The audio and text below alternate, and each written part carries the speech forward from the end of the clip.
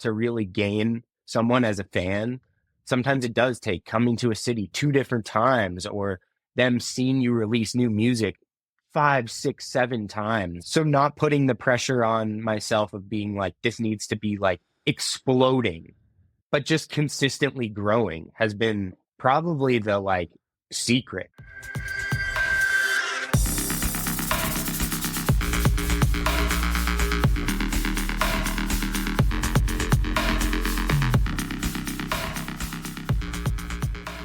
What's up, everybody? Welcome to the Headliner Mindset Podcast. Today's guest is a powerhouse in the bass music and dubstep scene. He's currently on his own headlining tour. He just finished touring with Excision, and his brand and his audience just keeps getting bigger and bigger every day. This is Jkyl Hyde. Welcome to the show, bro. I am pumped to have you here. I was just saying before we got on that, this is going to be one of those episodes where I get to catch up with, an old student. You went to Icon Collective many years ago. This is happening very often where I'm just opening up Instagram. It's like years since we've seen each other. And then all of a sudden I'm opening up my Instagram and I'm just like seeing you play in front of fucking thousands of people, playing shows, killing it, touring and stuff. This has happened with a handful of artists. I'm just like, oh shit. Something went down over the last few years. Like this guy's been fucking grinding. This guy's been working, making shit pop off. So I'm very excited for this episode. I have no script, no questions. We are just going to dive in and get to catch up over the next hour. So welcome to the show, bro. Absolutely a pleasure to be here. I have been quite the fan since episode 1. So it's awesome to get on myself and, like you said, catch up. It's been far too long, and even thinking back when the other day, just kind of when you texted me, brought back the thought of when we first ever met. And I don't even know if you'll remember this, but before I went to Icon in springish of like 2016, I came out and visited and actually sat in on you teaching a music business or a art of flow class, not even music business class. And Scott from Slander was just in that class. Yeah. So to come from Colorado and just the one I sit in on was just like, in terms of the content you were talking about. Yeah. And I feel like that was one of many things, but one of the things that really was like, I would say it was an instantaneous no that I needed to be out there after coming, seeing the campus, seeing the vibe. And it was cool to build that and see that. I mean, obviously I had you as my teacher in Icon, both for, I believe, Art of Flow and music business, if I remember right. Yeah, I was doing both. And so just to give some context to the listeners, we're talking about the famous Icon Collective Music Production School. If you're listening to the podcast, you probably know what that is. But at Icon, they teach a class called the Art of Flow. And that was a class about creativity, how to tap into your authentic expression, how to tap into the moment. I always describe it as a class that was kind of a combination of psychology, philosophy, and spirituality, right? That taught you really about yourself and about your mindset, your ego, how to get that out of the way and be a real true authentic artist. And for me, everyone kind of had their own flavor. I was the first one that started teaching it outside of the owner. I really leaned on the spiritual side of it. I wouldn't like heavy fucking woo woo because that's just, y'all know how I roll. We get down with the woo woo shit, but that's really where it came from. Now here's a funny story as well. I haven't shared this on the podcast, but almost kind of similar to you. That was actually how I got involved with Icon in the first place. This was back at the previous location, not the original location, but I think it was like their second location. This was probably 2011, 2012. And my buddy was signed up to go to a different production school. He was going to go to, I think, the LA Recording Academy or whatever that's called. Mm-hmm. And I was like, dude, I keep hearing about this other place called Icon that like my friends have been telling me about. I'm hearing about it. Like, before you like fully commit to that, let's go check that school out. And so I went with him to go do his tour. And similarly, they sat us down in the Art of Flow. And it was like, they had just done like a meditation. You know, they were like meditating in class. And I was like, what the fuck is this place? I was like, I thought we were going to a production school. These guys are in here meditating. And I was like, this is kind of my vibe, you know? And then and that's how I met the owner and, you know, ended up working there later. But yeah, similar story. Just like, ooh, I think I belong here. Exactly. Yeah, I felt like it was pretty immediate after seeing just how everyone was working. And even like you said, the vibe of the class. Like, I don't think you guys necessarily had just gotten out of a meditation, but the vibe was on point. Yeah. And like the questions that were being asked were really things that just made me be like, wow, this is so much more than just learning how to make beep boops in Ableton. And it was a beautiful introduction. And then, I mean, circling back too, it was great to then full circle see you at Lost Lands this past September. And so good to see you there, dude. That was awesome. I mean, like you said too, it's a thing that I feel like I experience among some of my peers as well. And it's really cool to see people after a couple years of maybe not staying as in constant touch as we were, and then seeing that they're absolutely killing it or doing something that I knew they had always talked about wanting to do. So it's really cool to see everyone grow and evolve in that way. Yeah. So, you know, you said a moment ago that you realized it was about more than just making beeps and boops. All right. So what else is it about? I mean, for me personally, I feel like invoking a feeling and emotion, and that like in the simplest level is kind of what got me into it in the first place, like seeing live music and being like, holy shit, this is really moving me beyond just listening to a song I might know or coming and hanging out with my friends at a place to party.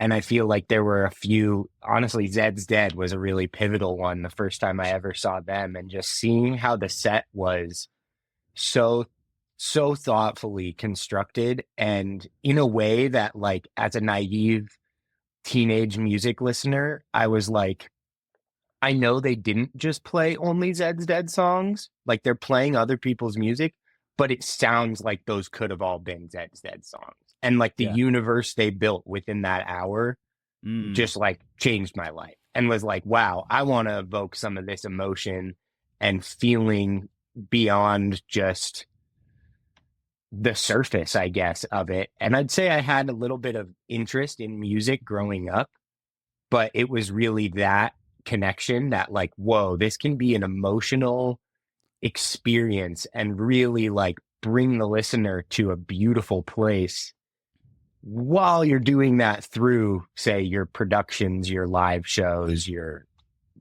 brand in itself. And I think that that's kind of been like a driving force for me from day one, is just that I was impacted so strongly in a way that I want to be able to give that to my fans and make it a show that is a bit more to remember than just like, oh, it was a random concert. And there's something about it that makes you feel. And that's, I would say, on the surface of it, kind of where I come from, being about more than beeps and boops. Because it's definitely tough in dubstep and bass music too, when I would say a driving force is like the technological side of it and being a great sound designer and whatnot. But there is really so much more. Yeah. Well, first off, I love that you referenced Zed's Dead, because I'm actually not a bass head, like, really at all. Like, I'm learning, I'm warming up, you know, but like I've always been way more of like a house guy, and a lot of the, especially the sound designy bass music is a little much for me. I'll be honest. But when we were at Lost Lands, Zed's Dead's set was the, outside of Sippy, who I went with, that was the one set that I actually like watched beginning to end, right fucking, you know, in the middle of it. And it was like so obvious how it was a true piece of art, and it was very different than just an hour of, you know, just bangers and just like real aggressive stuff. I was like, oh, these guys created, like you said, a fucking universe. These guys created a real true piece of art. So they won me over at Lost Lands. Hell yeah. Now I'm curious, from your perspective, you know, how do you find that balance of, you know, the heavy sound design, bass music, but also like actually really bringing in emotion. How do you create feeling and emotion in your music? Because I think it's easy for a lot of people to, go on Splice or just get like really down the rabbit hole of Serum sound design and there's kind of like the production wars, like the sound design, dick measuring Absolutely. contest, right? But it's Yeah. like, how do you actually, you personally, like, how do you bring emotion and feeling into your music? I would say one big way is going in with like very strong intention when I'm writing something. So there's definitely like pluses and minuses to just fucking around and twisting knobs, but I do feel like my strongest ideas and the ones that do convey more of an emotional feeling are something where I intentionally went in, and it doesn't even have to be too crazy, but just be like, I'm going to make a really sick 32 bar orchestral intro, and I'm going to have a melody in there with plucks that stands out to me. And like that is as much as I need almost to give me the kind of like setup for my map to then make things rather than just coming at it with like a blank Ableton project. I feel like a lot of producers like don't really talk about that particular moment. Like a lot of the shit on YouTube and stuff is like tutorials of full arrangements, full songs, but there's not really a lot talking about the moment from in your head wanting to create something to when you touch the keyboard and like how you best do that and almost set yourself up for success. So I think that going in with like such intention, and sometimes it's like, ooh, I just need to write a melody that's 1 bar long that like makes me remember it. Or, ooh, I really want to make hip hop drums today. And like having that tiny bit of a guide almost, I feel like has expanded the life of my songs in a way and made them feel so much more like an actual like record, for lack of a better word, and not just a 32 bar Ableton dubstep drop that I like just shit out in a day. And also I think aside from the intention going into it, what I put into my own brain and like the energy I'm feeding myself is very important into that, and what my like influences are. I have for sure noticed the more like if I'm only listening to dubstep bangers that my friends are sending me or that's like the poppin' songs, my writing deteriorates a little bit. And it definitely like goes in that direction of like make bangers. Whereas if I'm listening to things that are old music outside of electronic music, pop music, because I feel like the writing is so strong in most pop music that those things kind of almost subconsciously carry over to my production. And I notice that I'm like writing more emotionally when I'm not listening to sound designy bass music. Yeah, 1,000%. I think that's a trap I see a lot of people fall into is it's like, yeah, you're a dubstep producer and all you do is listen to dubstep. And it's like, okay, well, you're kind of then just living in an echo chamber or, a house music producer. And all you do is just listen to house music all day long. It was like, okay, where are you ever going to crack open new neural pathways in your brain to create anything new and fresh, right? Exactly. And really the struggle for so many artists is like, how do I create something unique? How do I create something that doesn't sound like everybody else? Well, stop listening to everybody else. I've heard of people Seriously. also sometimes like just stop listening to anything at all. Just like, I'm just not even going to listen to anything and just be so in touch with myself and my feelings and my thoughts and my inspiration. Like, imagine if you just didn't listen to music for 3 months, Yeah. And that's like almost sounds impossible to people on the rip, but it's like, I truly do wonder what something like that would do. I find myself listening to a lot of non-music as well, ironically. And I mean, your podcast is one of many, but I am a huge podcast person. Like when I'm driving and when I'm traveling for shows and tour, definitely is like what keeps me busy brain during a flight. It's just like throwing on a 4-hour podcast. Yeah. Hell yeah. What are some other ones that you that you enjoy that you want to shout out and recommend? Tetragrammaton with Rick Rubin is a great podcast and very like in depth Oh yeah. and just I just crazy found out. creatives. I just found out that Rick Rubin had a podcast literally like a month ago or so. I was like, how was I sleeping on this? Like he's the fucking GOAT. Like literally like everything that we taught in Art of Flow. Like once I got his book, the Creative Act, and I read it, I'm like, oh my God, I'm like, this is literally the fucking curriculum. You know, it's Seriously. like he put it in a book.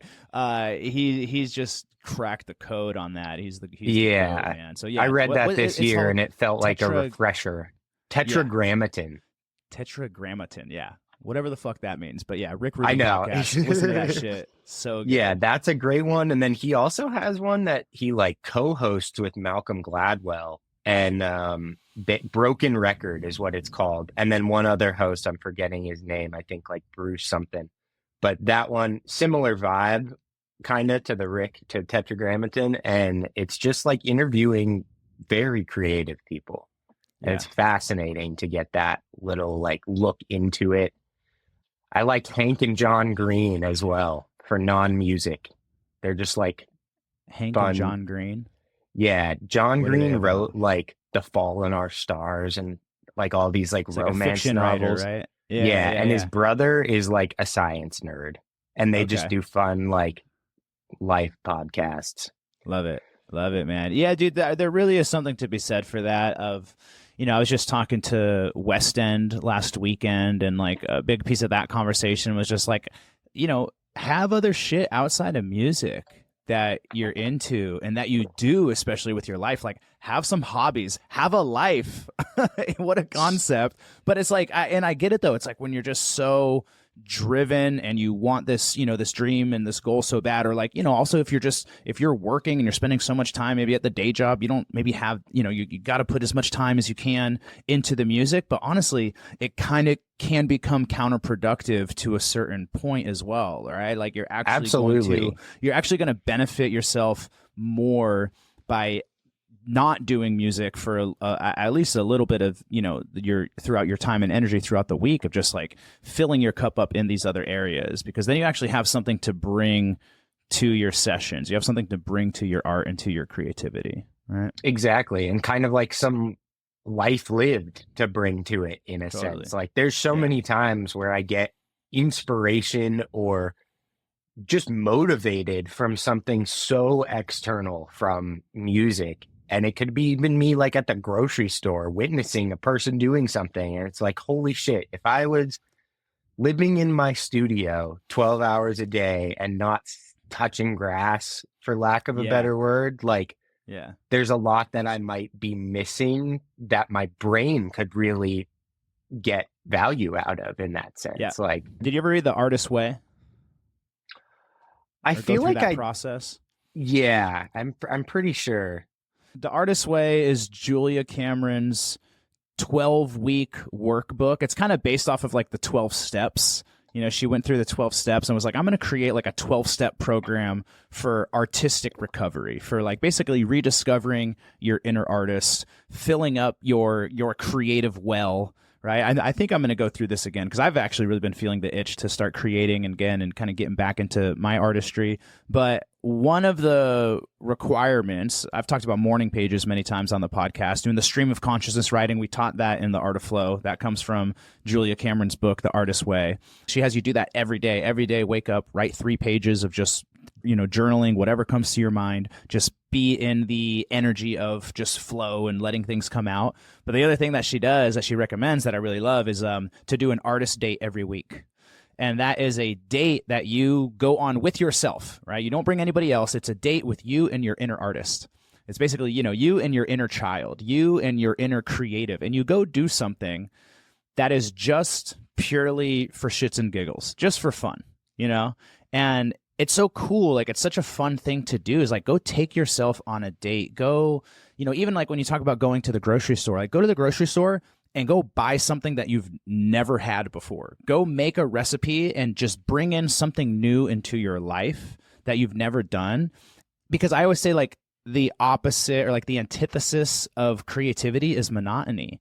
Just doing the same thing every day. And I'm a fucking routine Totally. guy, dude. I'm like, I like to like, here's my day. I plan it out. I want to go to the gym. I'm going to do these things. Like I try, I'm such a routine person, and that serves us.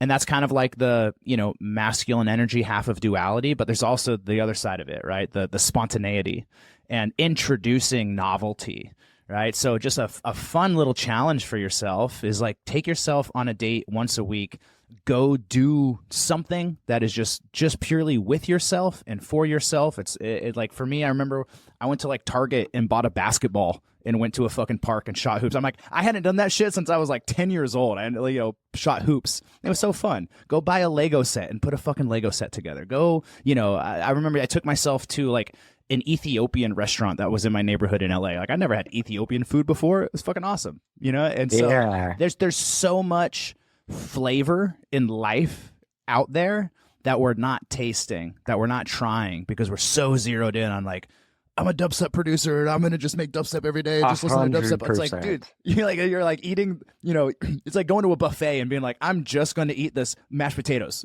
and that's it. Yeah, like that's what I came here for. Yeah, but you're at like a Vegas buffet with like every possible fucking flavor of food you could try. Like, dude, go try some other things. It's crazy. And I would say too, as like that's definitely something I've been and continue to work on personally, is just that like work-life balance a little bit. And especially as things have gotten bigger and the shows have gotten bigger and there's more people following, for lack of a better word, even like it is something I definitely have to commit to and just be like, hey, I'm gonna get out of this for a second. It's good to be like locked in, but at the same time, if you aren't living on the side of that, like you start to lose touch with things a little bit. And I feel like it drastically does affect my creativity for sure. So that balance of touring and writing music also definitely has its hand in hand of me coming home and wanting to mow my lawn and wanting to go on a walk in the neighborhood and just breathe and not think about music, the industry, Jkyl and Hyde. And I think that's a really healthy thing to do that is not as talked about. And I think too, the bigger you get, like the easier it is to not be able to do those things when you are on a rigorous touring schedule and you have deadlines to meet, or you are flexing your production muscle so often. Like it's obviously very important to exercise that and continue to produce, but at the same time, I feel like I have overdone it plenty of times and been like, wow, I'm making dog shit right now because I have been forcing myself to produce music for 5 days in a row. Yeah. Yeah. Now that you've been out playing shows more and more, like what's your life look like? What's your schedule look like? Like, especially when you're out on tour and you're going out on the weekends, what's that been looking like and how have you been juggling and balancing that lifestyle? Yeah, absolutely. I am currently in the middle of a headline tour right now. I have about 4 shows left. So when it's like this, it's pretty consistently every weekend, 1 to 3 shows. And with this, I am lucky because it is like a fly tour. So I'm not busing. And that is cool in its own right, something I'd love to do, but just like logistically doesn't make sense for an act my size. But I do get the privilege of being able to fly home on the weekend. So I typically will leave Thursday or Friday, get to the city I'm playing, try and relax, try and like kind of like we were talking about, do non-music stuff, like give myself a walk, familiarize with the area, try a new restaurant that I've like never seen before type of thing, play the show. Typically, if I can, get a later flight so I can sleep that night, travel to the next city around like noon to 3 p.m., get there, same routine, kind of like try and go on a walk, get some sun, yada, yada, sound check if it's in there type of thing, play the show. And then like come Sunday, fly back home, and I usually use that day to just like recover. And then back on Monday, I try and as well stick to like a pretty good routine. And my girlfriend who I live with works a like day job where she starts at like 6 a.m. So Hmm. that definitely helps with her being on like a pretty consistent schedule and just living normal life from there. I would say during my 4 days off, definitely will like make some tweaks to the set every week, try and write some new music. I put a little less pressure on myself when I am in like heavy touring mode. And I care so much about the live sets that I Mm. put a lot of time into that rather than like writing a ton of new music every week. Will you just produce if you kind of feel inspired, or do you have, like a time block on certain days that you try to show up for, or is it a little bit more loose? I would say when I'm not touring and not as busy with shows, I do try and time block it a little bit more and do try and like give myself from X to X time on this day, you're going to work. At the same time, though, if I feel like inspired, I will not hesitate to run in here and like bop out whatever I'm trying to do super quick. And even if it's like 15 minutes, that's another thing I've really like feel like I've grown with. In the past, I was definitely a one shot through, finished the project type of vibe, but Mm. I felt like that had negative side effects where I wasn't necessarily like thinking about the idea in a clear space always. So now I've really like gotten comfortable with the idea that just because I'm starting something, it doesn't have to be perfect. And Mm. I actually was answering a question someone asked yesterday about how do you produce on the road? And like similarly, hand in hand, biggest tip for me is just like don't put pressure on yourself. It's like I can start an idea in my hotel, spend 20 minutes on it, and just because it's not playable that night for the show doesn't mean it was like a waste of time. And then it's like if it is really an idea of value, there's no problem with me getting back home on Monday or Tuesday and like cracking it open with fresh ears, with a fresh mindset and being like, whoa, I made this Yeah. sick ass beat that's like 16 bars in the hotel. Now let me flush this out and like really expand on it. So Yeah. just not putting that pressure on myself to like have to finish and crank things out while I'm busy with shows has been very good for my production, I would say. Yeah. Yeah. And so I imagine you're probably flying out by yourself, right? Like you don't have a tour manager, anyone you're traveling with, right? Yeah. Actually, my girlfriend does kind of like double act as the TM role if and she only works 4 days a week. So that makes it nice with being able to travel like on Fridays and stuff. Oh, cool. But aside from that, she is really, and like, she's my girlfriend. We live together. So Yeah. it's not Yeah. Yeah. exactly the same as like meeting a TM in a different state, Yeah, yeah. but, But I was just um, wondering about how that is if, just spending time on the road, flying around, being in hotels, by yourself, like how you handle that and what that's like for you. yeah, that has definitely been a part of this job that I was not quite thinking about at the beginning when I first got into this and didn't quite Yeah. realize it. I would say it has been quite the trip sometimes to go from 1,000 people in front of you screaming, there's lights flashing in your face, to empty hotel room traveling by yourself for the next 12 hours. Yeah. Um, Definitely makes a lot of time for people watching when like at the airport and just kind of taking things in and just like Yeah. really getting to be in the moment almost. I don't love it by myself always. And I feel like that the worst for me is literally like the 2 to 3 hours before I head to the venue. Cause I'm Mm. just like in the hotel, like, what do I What do I do? do? I'm ready. Yeah, I'm just ready. fucking sit. Like, let's Yeah, go. yeah, Let's just play the yeah, show already. Come on. yeah, for But sure. I've definitely gotten better for sure and like just found ways to kind of distract myself, whether it be doing something very like mindless on my computer, like an Ableton type of thing, and just like no pressure at all, like trying to just make something cool, or finding a movie, finding something to like watch. I do really enjoy like as it's totally case by case. Like some cities are sick, some cities I'm like in the middle of nowhere, so it's not really a beautiful place to like go Yeah. take it around. But if that's a possibility, I do like doing that. And it's cool to just see a little sliver into like the culture of some of these cities and kind of walk around, catch the vibe. So that for sure helps pass the time.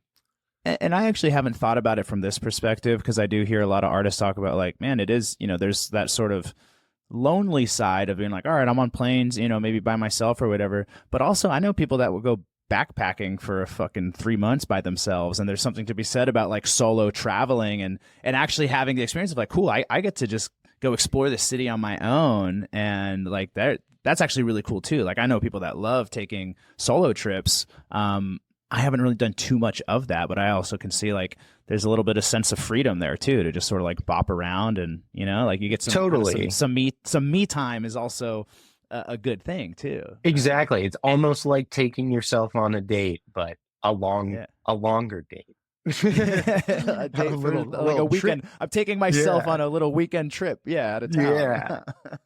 It's definitely something that has taken some learning too. And I think something that will always be a little weird, like going from the contrast of it for me is what's so crazy, is that you're like dead alone and then you're like the life of the party. You are the person people came to see. And then it's back to nothing. And then it's like, oh, these people who came to see me are probably like back at home partying still. And I'm on my way to the airport at 5 a.m. to make it. Totally. Like, I bring that up with people who, obviously getting caught up in the excitement and the party, when you go and a promoter's like, hey, here's a whole fifth of alcohol just for you. Like what like full, bottle of alcohol do you want to drink by yourself in your green room? And there's like, you have 2 hours. Smash it.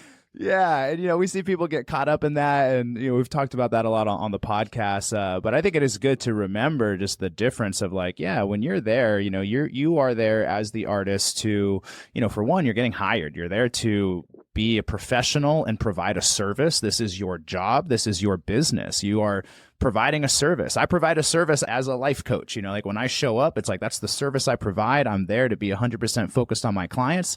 Similarly, as an artist, you're there to perform, to deliver. The promoter's job is there to like, they're there to party and have fun. They don't have to wake up and get on a fucking flight the next day. And just something I always like to point out when like the promoter's like, yeah, dude, let's take some fucking shots. Let's go. It's like, yo, they don't have to get on a flight. Like, you live here, bro. They're like, doing, I don't. They're doing their job. So just like keep that in mind. But this whole aspect of the highs and the lows, I would be so curious to just strap on like a brain scan on an artist when they go through the journey of I'm playing in front of thousands of people and literally like dopamine and serotonin and all these neurochemicals are being released in my brain, and now I'm back in a hotel by myself, or I'm in a shuttle for 2 hours going back to some other city. Silent. And I've heard a lot of artists talk about that, that roller coaster, and I really do think that like there is a chemical biological thing happening in your body, right? Not to mention like travel fatigue and exhaustion and all of that, and then coupled with like literally just this massive release of dopamine and serotonin, and then also followed by total isolation. It's like there's a reason why that can be really, really hard, and I just think it's so important for for artists to be aware of, for us to start talking about, and also hopefully as we have this conversation as a community and as a collective and actually start really like helping figure out how can we do it in the most healthy way, because for a lot of people it's just like, well, I'll just take some fucking shots and not worry about it, and just go be able to pass out and just be hungover on the plane and then lose half my week, and that's it's only going to work for so long. Exactly. It takes a toll. I definitely about 2 years ago made a pretty conscious decision to not be drinking at shows, and I have loved every second of it. And I feel like one thing you just said, but I actually heard from Funkcase long ago, like when I first started touring, and I think he was like the first show I played in LA at Academy was like a Funkcase headline, that DPMO thing. And he talked about, he was like, it's your job. You don't get fucked up and go work your job. Like, Yeah. what would you do if you went to Walmart and the cashier's just loaded? Like, something's up.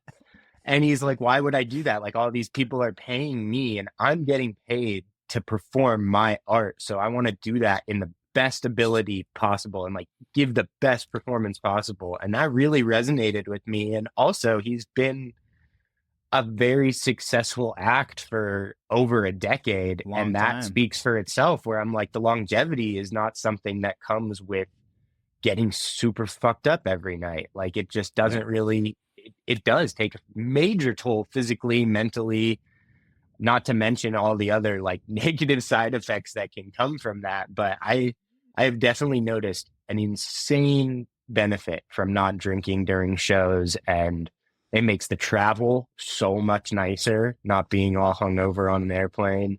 Yeah. It just makes my evening nicer. I feel like I get to truly take it in a little bit more. Yeah. And definitely something that I will not be changing anytime soon for any reason. You're probably the 10th artist that I've talked to that said the same thing. And it's like, I think as a young artist that's just starting and you're just getting your first shows and you're just getting your first free alcohol, it's like, okay, you're gonna have to figure it out, you know, have a little fun. Yeah, to try have a little fun. But it's like, I think, and it's like after anyone's been doing it for a couple years, and especially as the touring starts to pick up, it's like, I think everyone I've talked to has really made that decision. You know, there might be some outliers where they're just, you know, there's those guys that are just made of fucking steel, and they're like, they're crazy. I'm gonna party until I'm dead. You know, like, cool. But for us other mere mortals, you know, like, if we want to survive, we probably got to tone it down. Now, exactly. when you were going to Icon, or maybe shortly after, like when you started Jkyl and Hyde, there was another. You were a duo. There was another producer. Yes. Luke and Duke. Luke and Duke. Yeah. What happened to Duke? How did this become a solo project? It was a pretty mutual splitting of ways. There was nothing really crazy, and it was kind of in the works, I would say, for a bit, like 6 months to a year prior to it happening. We both kind of felt like things were like coming to just a creative head in that regard. And I mean, I've seen it with so many other duo projects that then turn solo, where it just wasn't necessarily working like creatively. And I wish Duke the best and love him still to this day, but we just were not supposed to be doing this together. And I think we both were not even necessarily like losing interest, but it just wasn't working the way it once did. And we both kind of knew that, and just went our own ways. And I continued the project. I would say I definitely was like doing a bit more of the head production when we were a duo, which I think is very common too. Like, I don't think I've actually ever met a duo where it's like, oh, yo, we're 50-50 work split on everything we do. No. So coming from that, it was a bit easier for me to be like, okay, I'm going to continue this forward, as well as with the actual brand side of it. The true like old Jkyl and Hyde story is like one guy who's Dr. Jekyll, then turns Mr. Hyde. That's his evil side. So I kind of was like, oh, well, I can like really play on that. And if I continue the project as a solo act, it won't necessarily like change the branding of things in that regard. I would say every now and again, someone asks and is like, "What did you people?" And I'm like, "You've been around." Yeah. But but probably most people now. I mean, you probably gained so many new fans now that like don't even know that you ever were. I would say it has definitely gotten to that point, as well as just kind of like made me realize that not every fan like cares to know. Like, like not every fan of Excision knows what he looks like. Same with myself. If I saw him at Lost Lands, I probably fucking talked to him. I would have no idea. I use Excision. I use Excision as an example all the time of like what we call like playing the man versus playing the brand. Whereas like the man is very like a personal brand. It's like a, you know, Steve Aoki, Martin Garrix, David Guetta. It's like they are the brand. And then Excision is fucking robots and monsters and dinosaurs. I'm like, I don't even know what he looks like straight up to this day. Yeah, seriously. So that definitely has like came across my mental radar in a sense where I'm like, okay, yeah, like the people who are like the super fans engaging on socials and whatnot, like they know who I am. They can put the face with it, but like some of the people who are probably streaming my music more than anyone just don't even care. Don't even Yeah. care to research that. And that's totally okay. And like there's so many artists I listen to where I'm not going out of my way to like be like, this is who they are, this is their brand, this is what their Yeah. thing is. Like Yeah. So that's been something that I've realized throughout the years. so if it's not necessarily the brand and everybody really knowing who Luke is and being a huge fan of the man behind the artist and the project, what would you say have been some of the biggest contributing factors to your success, being able to build this project to the point that you are touring and doing it full time? Yeah, I mean, one I would say is just the consistency with music and quality of releases. Like I've always strived to be like one-upping myself or like putting out something that's better. And I think that people who have been around or have even done the due diligence to like look back on the back catalog have been like, wow, this is cool growth. And you can hear from day one where the sonic palette has like evolved to, but it still all makes sense. And you can tell it's like all Jkyl and Hyde music, as well as kind of like really focus on making the live set something special and making it like a very well thought out, put together experience, playing to the right crowd, depending on like what the show is I'm playing. And really kind of just like honing in on, I guess, the art side of it, I think has been a huge proponent of why I've gotten to where I am. I think certain things like throughout the years have just caught because of the consistency. Every now and again, something takes off kind of, and I'll have like a social media post about a song that went viral or a song even in itself that like streams really well. And I feel like most of those are almost hard to predict prior to them happening. And the only reason they happen is because of the like consistent approach and continuing to just be like, okay, maybe the past release wasn't played out by as many people as I love, or maybe it wasn't like received on streaming as well, but I know I can stay true to the Jkyl and Hyde vision and keep putting out X, Y, and Z type of music, and like it will build a loyal fan base. And I think that's something that I have realized over the past few years is just that like it's not really a quick win always with stuff like this. And for some of these people too, like to really gain someone as a fan, sometimes it does take coming to a city 2 different times or them seeing you release new music 5, 6, 7 times. Like some people really just need to keep seeing something before they connect, I feel like. Yeah.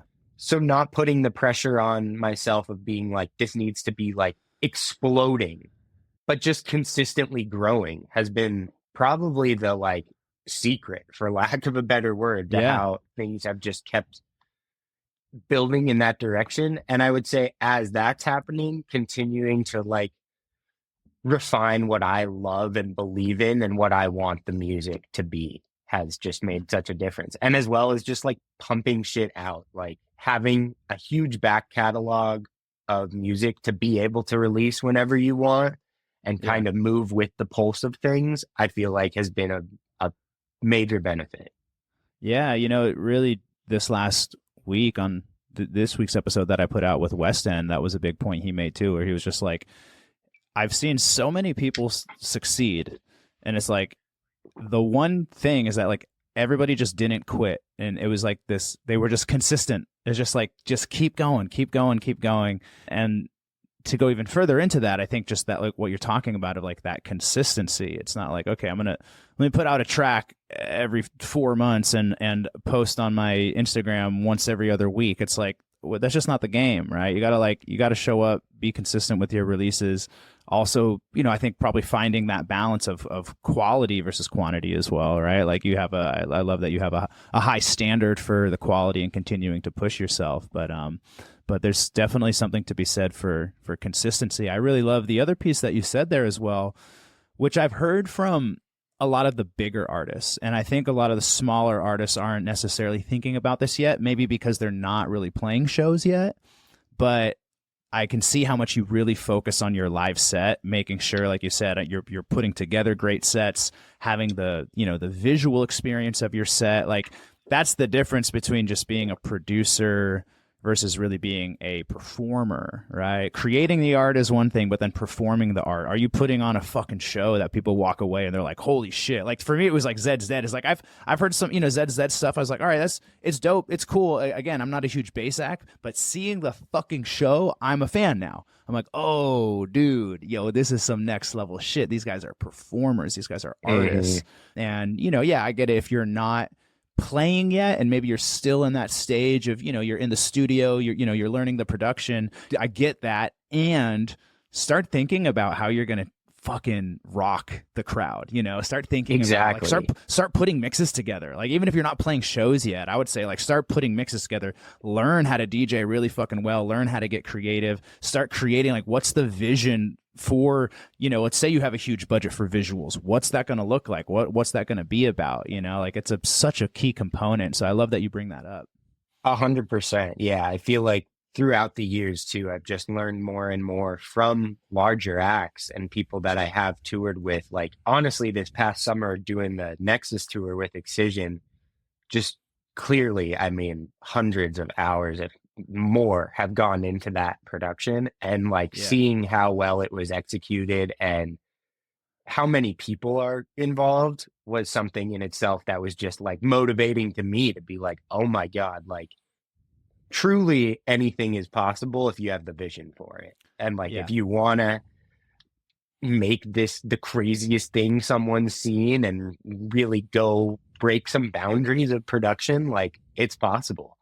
And that is just a motivating factor in that sense for me, honestly. And something that like Zed's Dead just really does hit the nail on the coffin for like a mixed media experience type of set. But yeah, that's something that I really do strive to give with the Jkyl and Hyde project, and something that I've always really been a big fan of is the DJ mix set, and like what a set can mean.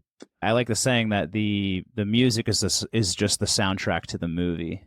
Right? What is the actual movie that you're playing out there? And I get that from Chris from the Cult Creatives. You know, he always says the music is the soundtrack to the movie. Like, what is the universe that you're creating? Exactly. What is the experience that you're creating? Excision is probably one of the best examples. So cool that you got to be on tour with him and be around that and see what's possible. I think that's so important, is like, you know, when you're not really close to it, it's like, it seems so far off where like, oh my God, like, yeah, other people are doing this, but I never could. But when you start you're actually like around people, it's like, no, like, this guy right next to me is doing it. You know, it's like, and he's also just real. A dude. It's like, whoa, he's just like a guy. And like, he's doing this. Yeah, so he's I doing can it. also do it. Like, you know, one of the best episodes that I've done was with Ben Hogan from UTA, booking agent for, you know, he's worked with so many people: Marshmello, Slander, Nightmare, Jaws, like fucking amazing acts.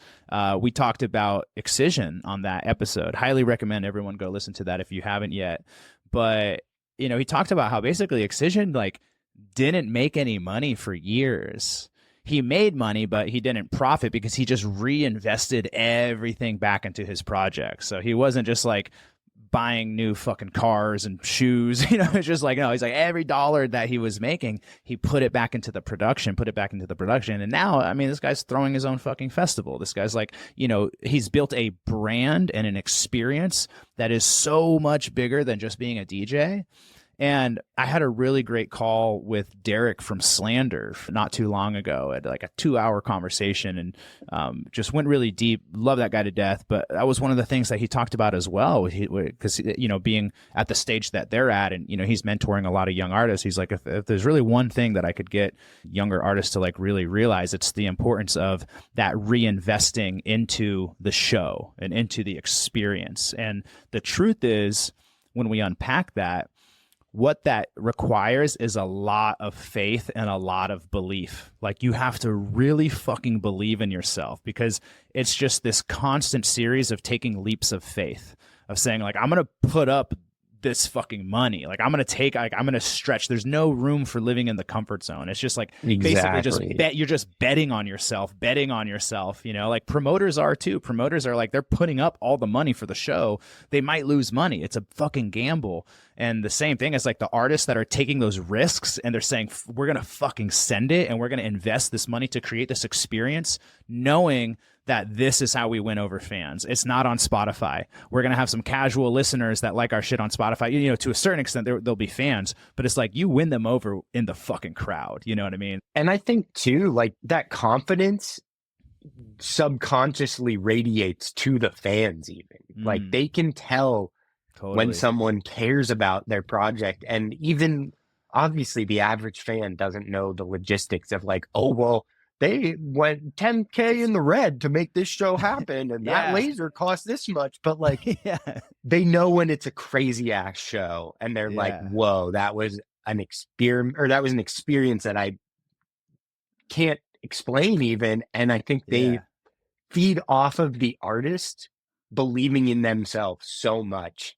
And that goes from 6 months in advance to the artist shelling out money to make something happen, all the way to like the night of the performance and how the artist carries themselves on stage and how the show goes and like all those little things. But I do think that's a huge thing that a lot of acts who are young and starting out don't necessarily think about, is that like it is fine and dandy to make a quick buck on some of these shows, but like, what's the next move then?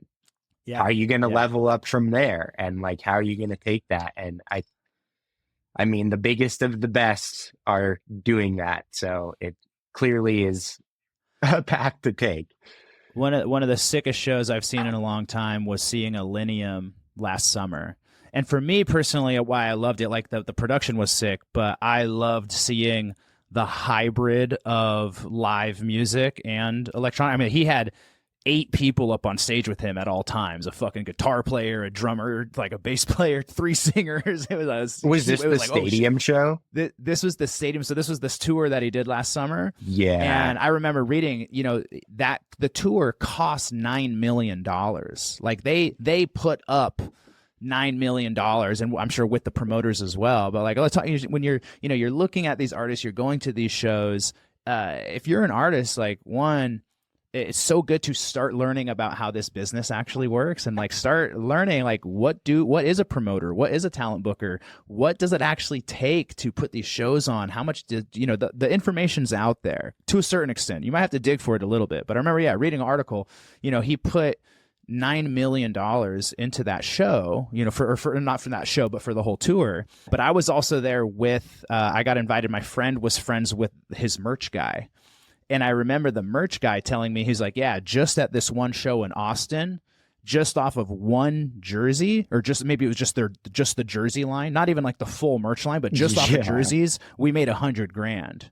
Just off of selling jerseys at this one show, not including tickets, not including the rest of the fucking, stuff. So it's like, that's the game, it's like, Excision, how many people do you see wearing Excision jerseys, where it's like, you've built a brand. He's invested millions of dollars to build it, but he's also making millions of dollars, probably literally just off his fucking jerseys at this point. So it's like, it's such a big game. And, obviously it takes a while to get there, but it starts with having that level of vision for like, if that's where you want to be. That was also something exactly in that conversation too, is just deciding about like, where do you want to be on the totem pole? Like, is your goal really actually to be that level of an artist? Because if it is, it really requires that super crazy delusional belief and taking you got to act like you're that level of an artist long before you are that level of an artist. Totally. And it's also that might not be your path. Also, exactly. What I mean? Like, you don't have to be the biggest artist in the world. And not everyone is going to be Marshmello. Like, it just is how it goes. No, it's impossible. But also to be like, if you really do want to be, to like start getting realistic about what that actually takes and learning. Exactly. There's a lot of dreamers, but it's like, to actually know what is the strategy to get there, there's a strategy you're going to have to take. Yeah. For you, what's the vision for, 5 years down the road with Jkyl and Hyde? Like, tell me a bit about where you're taking things and what that vision looks like.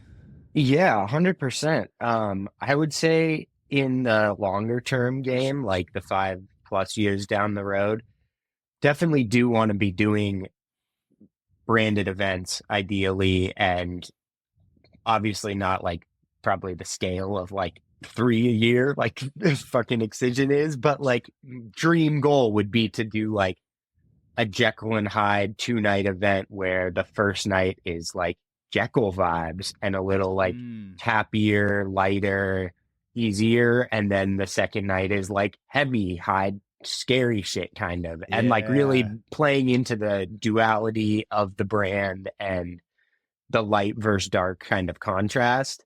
And then within like the shorter term, like year to 2 years, I would say really kind of focusing on expanding my horizons a little bit beyond like the hard dubstep fan base. So I'd say I produce any genre more or less, and like have never had an issue with that, and I've loved playing out multiple genres and like kind of flowing in that regard through my sets. But now just a little bit more on the like back end focus of like, okay, so here's the fans that I want to target. How do Mm, we get myself in front of those fans, whether it be like certain bookings and looking to be playing support for certain acts or playing certain events that are catered to a certain market a little more, like festivals that are a little more on the like experimental side than the heavy dubstep side, as yeah. well as collaborations. There's definitely some people I'm working with now that are a bit outside of my typical realm, and Yeah. I'm very excited to like continue with that while still catering to all the people who have been there from the start, kind of like um, something Chris from Colt says is like talking about like you're a restaurant. How do you serve each individual person at your table? And that's kind of something in the next like year or two that I'm driving a lot of focus to is like, how do I still keep my current customers happy and Yeah. fed and eating what they want while also being able to cater a little bit more to some of these more uh, expansive universes of bass music, whether it Yeah. be like weird experimental stuff. Like I love all the walk on stuff and what Liquid Stranger's doing with that. Um, I love kind of the like some of the trappier experimental guys, something something, an icon Oh, hell yeah. alum, love his Shout shit. out. And Yeah. like easy baked kind of that vibe is some stuff I've been really digging personally. Hell yeah. Immersive, Tape B obviously are like killing it right now in that lane. Yeah, dude. So kind of just trying to like include those areas of my production and really like tie that together, focus on my audience, and then just grow and expand Yeah. with that goal of like in the future doing more branded events, more themed type of experience things. And there's even some stuff we're working on now, just making certain shows a bit more special and a bit more of Mm, an experience, whether that be like decorating the venue, giving some sort of secret thing involved to participate in, whether it be like scanning a QR code or having a certain merch item that you can only get if you do this combination of like things type of stuff, almost like very kind of experiential type of things for the live events, and yeah. just bringing it to be a bit more than just a show you're going to at a venue, and kind of something where people will be like, whoa, Yeah. I'm gonna remember this night. That was really cool. Hell yeah. Yeah. I think that collaboration strategy is such a great way to introduce yourself to new markets. I think talking of Marshmello, like he did such an amazing job of like, oh, I'm going to hit the Latin market. Let me do a song with J Balvin. And now it's like, boom, I've got my stuff over here. Or like, let me collaborate with these hip hop artists. And now I'm like, he's cool with every fucking genre Literally did a in every rhythm EP region. like Yeah. Yeah. You got 3 months sudden, ago. he's doing his sudden death thing also. And that's something I've been seeing more where it's like, even like deeper projects with people from other genres. It's like not just one song, but I'm seeing, it's like it's a full EP or an album, like a we did collab, whole exactly. project. Yeah, again, the Mellow Death thing was really great. Like, think about how happy a lot of original Marshmello shit is very poppy, is so poppy. And he's doing literally like pop collaborations, but then to also be like, oh no, I can do a fucking gnarly dubstep show too. Go play in the Mall really... of America and rip rhythm to these kids. Yeah. Crazy. It's genius, and just such a great way to one, I think, have fun artistically. Like, cool, like, yeah, again, back to our original conversation, is like, I don't just listen to one genre of music. I'm not inspired by just one genre. I don't just eat mashed potatoes from the buffet. I like to try it all. So artistically, I can see how that would be so much more fulfilling, but also just in the bigger kind of chess game of like, yeah, let me expand into new markets. Like, that's the best way that you can do it right there. So yeah, absolutely. Yeah, man. Well, dude, I'm so excited to see what you create. I'm so happy that our paths have intersected. It was really, really great to see you out at Lost Lands, get to see you in person. That was such a pleasant surprise, and appreciate you taking the time to come on and hang out today, man. I'm so glad I could. Like I said, been such a fan since day one. So it's awesome to be on here myself and get to chat. And I'm sure we'll be seeing each other quite often soon too. Let me know if you ever make it out to Austin. There's stuff happening out here, and so I'm sure it will happen at some point. Next month you're coming to Austin. Yeah, for the hall tour that I am doing as well right now. That one is at Kingdom, I believe, like November 8th. Boom. I'll see you there. We'll talk. Oh, yeah. All right, brother, have a good one. Great talking to you, Nick. Thank you so much.